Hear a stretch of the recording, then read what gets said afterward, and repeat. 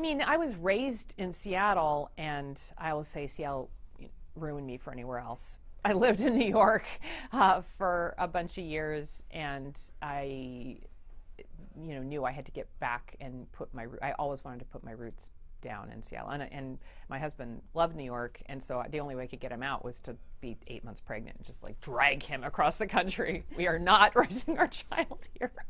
But no,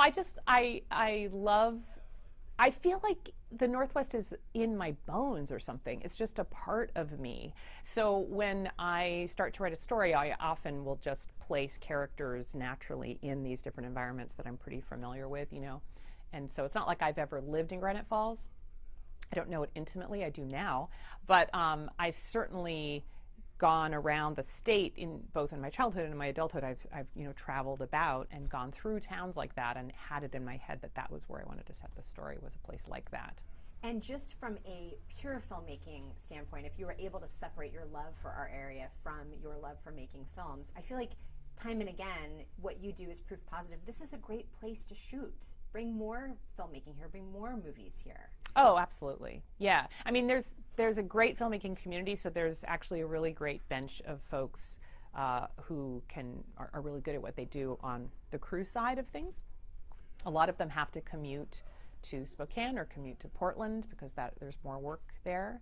The big issue in Washington State is we actually have a really robust and very competitive incentive program to bring film here. And it's really good for the state. That's the thing about it. It's really well designed. It's not like a corporate handout. It's money that is only rewarded to people who spend money on actual Washington State residents and give them fair wages and pension health benefits. It was the first incentive program in a state to do that. So it's a really, really great, strong program. The fund is so tiny that it gets snapped up. It's one of the smallest funds, and we're competing with places that don't have any limits.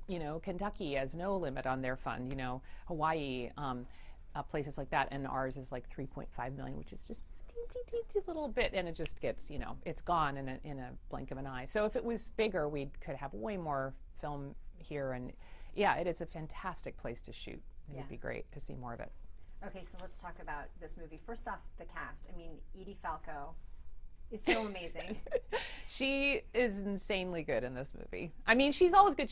This is a woman who can do no wrong. There's never a false note, never anything. There's just nothing to cut around when I'm in the edit room. It's like, well, everything she does is spectacular. It is. She's just amazing. Yeah. But I do have to say, I feel like this particular role for her, and on a big screen too. It's really fun to see her on a big screen. After one of the scenes that we shot, Jay Duplass came up to me, the other actor in the movie, and my co-writer came up to me and said, "Our movie has a secret weapon, Edie's face."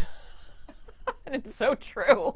I could just stare into her eyes, and I didn't realize how huge her eyes are. They're just these big, limpid, blue pools. Anyway. Yeah, they are almost anime eyes. They're so, and because she's sort of makeup free in a lot of, because very that's her unadorned. character. It's beautiful. Yeah. But you made this partly because you became obsessed with Jay and wanted to watch him act. Yes, I am an actor-obsessed director, and I really get juiced and inspired by actors that I think are exciting, and great and emotionally available and believable on screen. And I had known Jay as a filmmaking peer because he's been a filmmaker long before he started acting. And then he burst on the scene as an actor on the show Transparent on Amazon, and I just was blown away immediately by his presence on screen. He just has he's very mesmerizing, he's very charismatic, and he's just a beautiful, beautiful actor. So I wrote him and I said, I will be lightly stalking you until we can get on set together. I want to direct you. And then it took a while. It was a couple years later that I called him up and I said, I have a pitch for you for a film.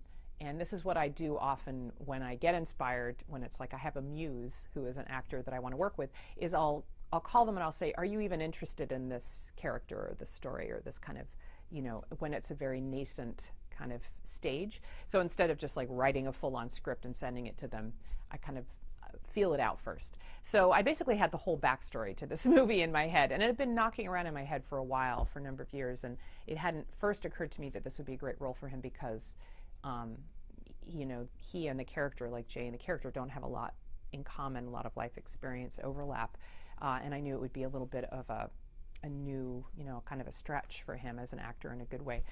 But I thought he could do it, and I was like, well, I'll see if he's interested. And I think he might have been a little bit, apprehensive about really nailing it, but was really excited by the challenge of it as well, and excited by the opportunity and loved the story. So yeah, he was an immediate yes, and then was always really deeply engaged. I mean, I like to involve actors when I have access to them that early. I like them to be part of the development of their characters so that it can really fit them like a glove by the time they get on set. It'll just benefit the project, and it also makes them feel really invested in the project.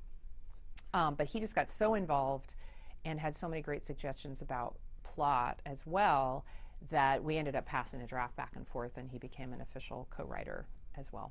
I saw an interview with him where he said you guys both approach filmmaking in a similar way too, where you don't, and that Edie was the same, where you're not big on rehearsing. In fact, you would be the anti-rehearsal type approach. Is that how you're able to bring out such authenticity in these performances that you have in your films? I feel like that helps to not rehearse a lot, because it just keeps there's a freshness. I don't want to work the script to death. It's not like a play. I used to do theater a long time ago, and there's something really beautiful about that long rehearsal process and discovering new things as you go, and you're reworking and reworking. But film, I just feel like, is a different animal. And I don't have, even if I could spend, however many weeks rehearsing, if I had the opportunity normally I don't have the opportunity anyway, so it's not something that I feel the urge to, kind of explore, but I feel like this works pretty well. If I do have time before we start shooting, a day or two or three or whatever, I would rather just be with the people, have the cast get together, especially folks who are supposed to have pre-existing chemistry, have them be comfortable with each other, and with me too. Trust is so important. We're all embarking on this creative journey, and creativity takes risk, and to be able to risk, you need to feel emotionally safe if you want to really create that. So it's all about creating this emotionally safe environment and establishing trust. That's way more important to me than let's go through all the lines. And although we do it on set, I mean, when we're on set, we're all there, we're in the moment, we've shot the other scenes, we're like, okay, yeah, we're not quite getting this emotional moment that we're looking for, or it's coming out of my mouth a little bit strange, one of the actors says, or and so we'll rewrite a little bit, and then when we're often on set, but I'm never precious about the words. It's always like whatever works. And you still do it so quickly. Tell me again, how long were you guys shooting in Snohomish County? We shot this film in 20 days. Yeah, all in Snohomish County, all in, mostly in Granite Falls. I'd say about 90% of it in Granite Falls, a little bit of it in Everett. That's one recommendation we would give to people, is stay through the credits, because if you're from Western Washington, you will recognize a lot about it. Yes, if you're in Western Washington, you will definitely recognize some person or business or place or something you'll probably recognize. I mean, certainly on screen, I hope, but also in the credits, you'll probably notice in the thank yous or somewhere. I mean, it was a lot of, maybe one of the background artists we listed. It's not something you see often on movie credits, but we listed every single person who showed up, who crossed the frame at some point on the sidewalk, or who was in the background of a house party. All of those were local Granite Falls residents. And we're so grateful to the city of Granite Falls. We seriously are, and to that whole county, actually, but especially Granite Falls, because they put up with us for a full month. And by the time we were out of there, everybody knew us and our little crew. We've set up camp. We based ourselves base camp at the American Legion Hall, which is kind of in the center of town. And then every location was basically mostly between a half a block and 3 blocks away. So you'd see us like tromping along with our Gore-Tex and our little carts of equipment, and we used like every little nook and cranny. Lots of houses, people welcomed us into their homes, but a lot of businesses too, and the police department, city hall, and different places, some schools. It was great. It was such a lovely place to be making a movie. And a very specific place, but obviously there are so many sort of universal themes in the film. So what do you hope national audiences get out of watching Outside In? Well, I mean, really at its core, it's about a relationship between, it's very personal and small domestic drama, about people with ordinary lives struggling in their various ways to get through whatever they're trying to get through. They're both, you could say, imprisoned. All of them are sort of imprisoned in their own way, actually. And supposedly free, but they sort of are realizing, oh, they're still actually kind of walled up in various ways, and maybe they need to break out. Maybe they need to make a change. And the two main characters, played by Edie Falco and Duplass, Chris and Carol, are realizing that because of each other, because they've come into each other's lives, and so it sort of caused a little bit of an earthquake. And so that's what it's really about, and about two people who are inconveniently in love. Emotions don't always go as planned. We're not always drawn to the right people, so that's what it's really about. But I really wanted to make sure that, because one of the elements is a character who just got out of prison for 20 years because of a mandatory minimum sentence that put him away for way too long for what he had been involved with and how he was involved. We really wanted to make sure that the background of that sort of background element of the story of him re-entering into society. I mean, the movie starts the day he gets out of prison, which is after 20 years, which is really intense moment in somebody's life. And to see him start to re-enter and to give the audience a real flavor, a real sense of what is that experience like psycho-emotionally. And, it's just, the whole thing is pretty, in the way the world is really stacked against you in so many different ways, from people prejudging you and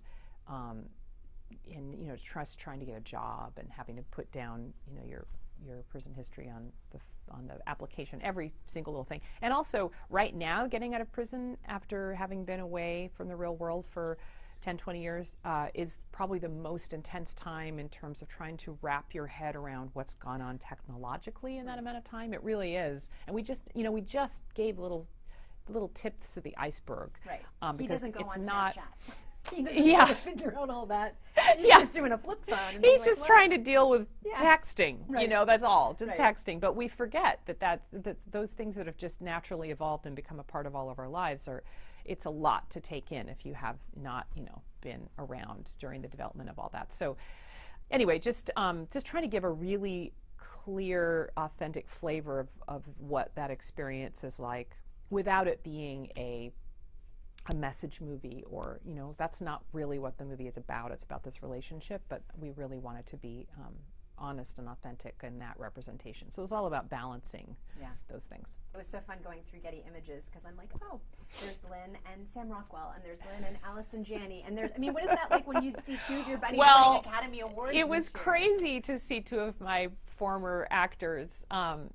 It's a funny way to put it, but two people that I'd worked with, been lucky enough to work with in my life, win Oscars. I actually got to go to the Oscars this year for the first time, just as just to hang out and check it out. And so to be in the audience, and I had pretty good seats too, and to look and see Sam Rockwell, my friend who was in Laggies, jump up on stage and, get this, I think, after a career, not that it's over by any means, he's only in the middle of it, but boy, he's put in so many great performances, and to see him finally recognized in that way was just incredible. And then Allison Janney, it was like her days that she spent on the set of my film Touchy Feely, it was like a goddess had lit on my set. She's right up there with Edie, like the just amazing, beautiful human being, such a great actress.